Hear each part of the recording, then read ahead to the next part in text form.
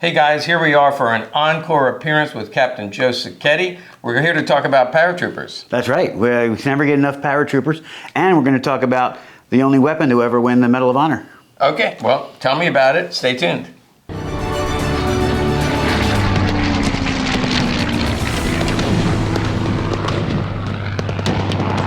Okay, Captain Joe and I, one of the things we want to do is go over the uniform because I need to get these shoes off. They're killing me. But these are actually not paratrooper boots. These are actual boots from 1918. Here, let me show you the back. They're studded, which makes it hard to walk on concrete, but it's great if you're tap dancing. That's right. Also, if you noticed at home, if you can see that the color of those are not the traditional black, but they are brown. Okay. All leather with a hard leather sole. Years later, it would be determined that those weren't the best for your feet. Right. I heard that they were not used later. But moving on up, this is a World War II completely original uniform, other than the boots, which are World War I. You'll notice the insignia that Joe has is the exact same as this one. But this is a lot different because it's much earlier, and I have it on, I think it's right here. Yes, you're right. You do. Yes, you do. The early steel pots, that's the name of that helmet, would often have the unit insignia on there. And then guys would also draw stuff that they wanted to draw. Okay, and then just real quick, it has a liner. A couple things. First of all, there's an extra feature. There's a chin strap. I guess that's to keep it more secure. The paratroopers had that extra little piece of chin strap because this did take a bit of a jostle when you jumped out of a plane. And right there, you can see it. It is stamped U.S.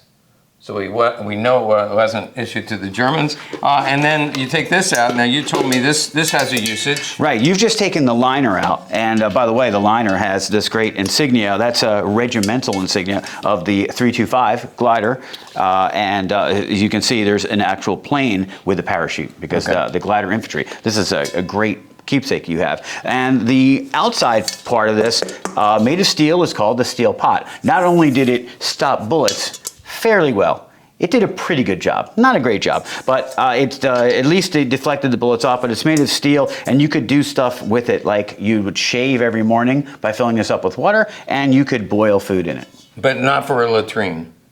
No, you wouldn't want to use it for a latrine because that would seem unsanitary. You're going to eat at it after that. Right.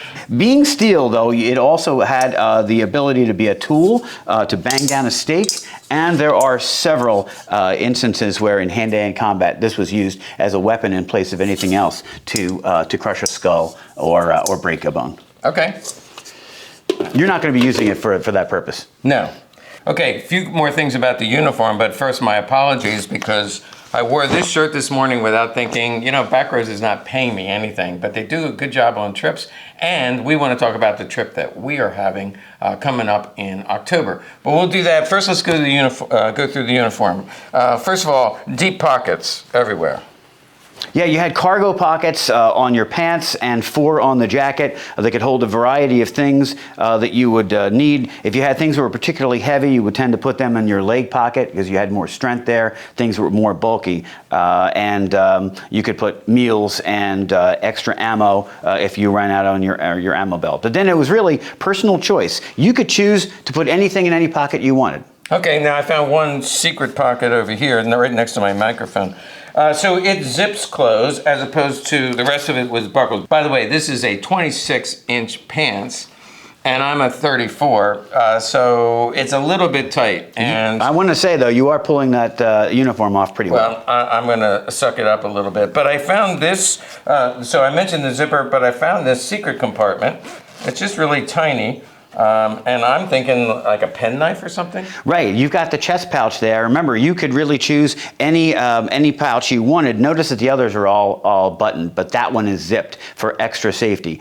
You could keep your penknife there, your P38, which was your can opener, also doubles as a way to cut string. But most importantly, you could put an ampule of morphine there if you needed it in the last extreme. We hope we don't need it. All right, now going through the pockets, I found this. Okay. I don't know if anybody knows what that is. Where you get that in? All right, made of silk, a map of both France, close in, and France, Belgium, and Holland. What do you think that folks would have this?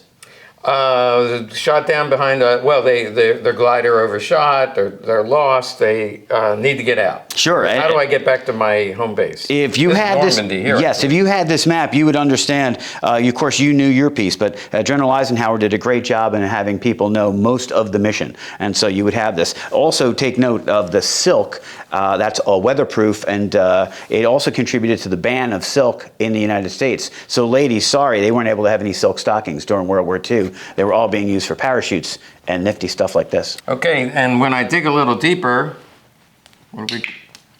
what the heck is it? All right, you've got a World War II cricket. Those were mass produced in the millions, and that was the signal used in D-Day. You've probably seen in the movie Longest Day and a couple others. Yeah. It was a very simple password and challenge. The challenge was one click.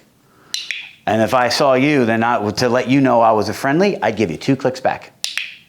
And then we were good. That's good. That's how elements of different units, like the 82nd and the 101st, linked up together and moved on to the objective. I also found these. I don't think these are standard issue. All right. But it would come in handy. The good old brass knuckles. Yeah. You know, despite the fact that every soldier was issued their standard weapon with a lot of firepower, there was a provision for hand-to-hand combat, namely the bayonet. But also, some folks, if they got super hand-to-hand, they'd feel more comfortable having those brass knuckles. And we've had the trench knife. I'm sure you can pop one up where it's a fighting knife with the knuckles on it as well. That was from World War I think about 1917.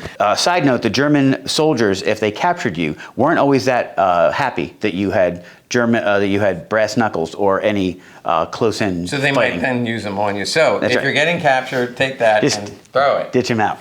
Okay, now one other thing I found in the pocket. What about this? Oh, very good. Genuine? Well, in a way, you had the right pocket. That was where people would keep their notebook to write the names and numbers of things they really need. They didn't have that, the Coordinates iPhone. for artillery or stuff like that? Well, you wouldn't put anything super secret in there. Okay, but the first thing they're going to do is search your pocket. you know the old, give me your papers. But you would have things that you would, right here. you would usually have a stubby pencil and a small notebook just to have things that you didn't want to forget. Random thought, it reminds me of the airport. Every time I go to the airport, where's my passport? And then I put it away next to, it's in a different place. So always keep your passport papers right here. Right in the chest pocket. Okay. For me, keeping my pants up, by the way, these have suspenders, and I assume when you land, you don't want your pants to fall down. In this case, these suspenders is pulling everything up. That's right. Including the giblets. So. Well, you can thank the Army for thinking of everything. If you notice, your pants, your standard issue pants, have both belt loops and suspender loops. And sometimes people wonder why. It's 2 ways to keep your pants up. But remember, soldiers were coming from every walk of life in the United States. Some areas use suspenders and some use belt. Okay, we need to talk about our trip next. Okay, and by the way, you look great in that uniform. Thank you. The guys came in this morning and said, "Is it Halloween?" And, no, we're honoring our troops.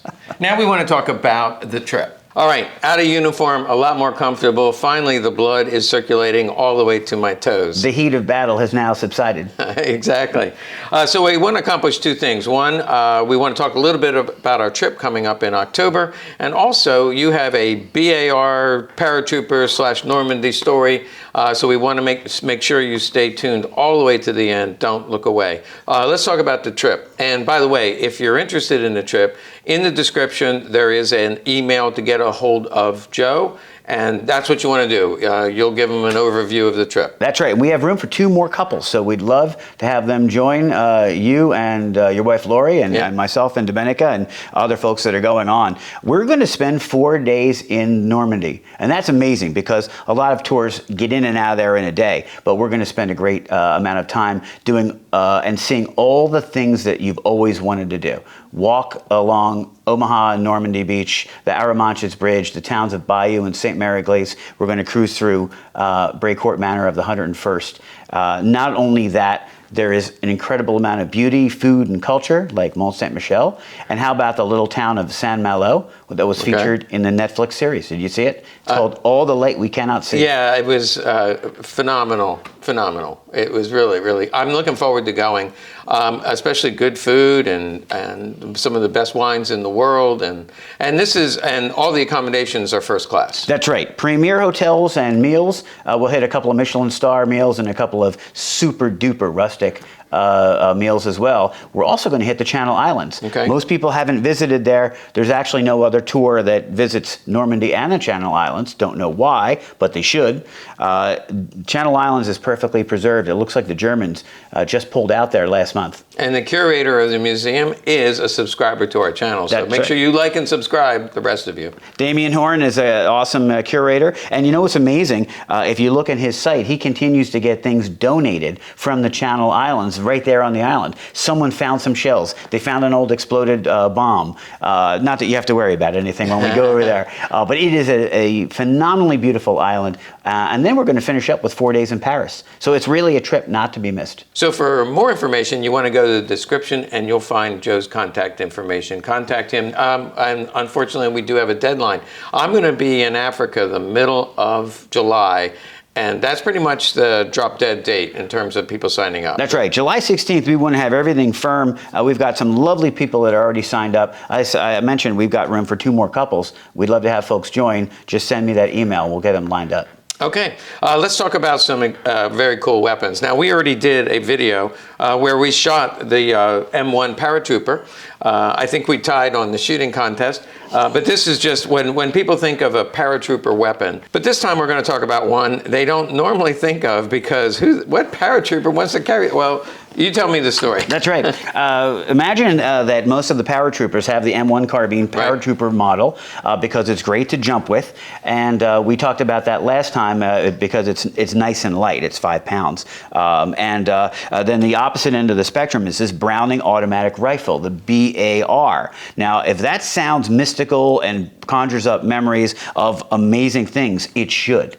Because this beautiful weapon earned its bones in the Battle of Normandy and earned the Medal of Honor along with Charlie de Glopper, who was manning it. The paratroopers all jumped out. So imagine that you and I and 18 of our buddies, 20 of us, in a platoon-size element, Charlie Company, 1st of 325 Red Falcon in the 82nd. Everyone's got the M1 carbine, and one man in the platoon has the BAR, and that is Private First Class Charles de Glopper, Charlie, from Niagara Falls. And this is quite a bit heavier. Yours is 5 pounds, this is 20. With additional rounds of magazines, it's a lot to carry. Caliber? 30 caliber. Okay. So it's a high rate of fire machine gun or automatic rifle, which was very remarkable for the day. Very accurate if you can remain calm while firing it. But someone large had to carry it. So Charlie de Glopper was 6'6". 220 pounds. He didn't have my uniform because I'm 5'7", and I was like choking me. He had a version of your uniform that was slightly bigger. Yeah. And believe me, along with his web belt, his cargo pockets were stuffed with extra magazines so that he could sustain a high rate of fire. So most people don't realize that the Battle of Normandy went on for 2 weeks. Beyond D-Day. There was a lot of ground to cover. The 82nd had flown in or had jumped into behind Utah Beach. They secured St. Mary Glace and were immediately told to move on and link up west with elements of the 101st. Of course, the jump plans didn't go as well as they wanted, and elements were scattered all over. But Charlie de Glopper's platoon was moving through the hedgerows when they got ambushed by a far superior German unit that had them pinned down in a kill zone. And imagine the kill zone. Charlie was at the very right edge of it. You and all his buddies were on the left edge, and the Germans were bringing down withering fire. They were completely out in the open. Lieutenant Brewster Johnson gets shot first. He's dead. Everyone gets down on the ground and returns fire. In that moment, Charlie de Glopper realized that in 2 minutes this battle would be over, and the news from home would be 20 paratroopers killed, mission not advanced. So in that moment, he decided to save his buddies. He yells over to his closest buddy, which is you. He said, "Get everyone out. That that break in the hedgerow. The only problem was that if you stood up in that killing field, you were surely dead. And so he made the decision to stand up, all 6'6". He stands up, levels the Browning automatic rifle, and starts to level fire on the Germans in the superior fighting position. Now, legend has it that he killed 10 Germans before they even realized that any soldier was crazy enough and calm enough under fire to return accurate fire with this BAR. His platoon immediately started to move, and half of them got out, and Charlie got hit 3 times. But he didn't go down. He kept firing, and legend has it, I say legend because his story is legendary, this is a fact, he sunk to both his knees and kept firing, and he killed 10 more Germans that were now rushing onto the kill zone. And just as the last of his unit was maneuvering off, he was struck a total of 6 times. His last conscious effort was to move over to a tree, wedge himself against the tree, and continue to fire. When they surveyed the battlefield, they found Charlie de Glopper dead with no ammunition left and 30 dead Germans around his position. And for that, he was awarded the Medal of Honor, and therefore also this Browning automatic rifle, the Medal of Honor along with him. Wow. Incredible. Pretty good story for the paratroopers. I love to recall the history, and we'll have to bring you back for more war stories. In fact, we should start a new segment called War Stories, because I think it's important to remember and honor those who fought and those who were wounded, those who died, those who survived. And we want to remember other countries. So when we do war stories, let's take a look at some of the other countries, because we always have our allies, the British, the French, the Canadians. We have to mention the Canadians. And the good old Aussies. They helped us out there. Yeah, absolutely. More so in the Pacific. But all that is to say, love the great war stories, and it's important that we honor those who sacrificed. You are so right. In my honor, I could keep this little guide on flag. This is Charlie de Glopper's unit, first of 325. Oh, okay. Coincidentally, 50 years later, it was also my unit.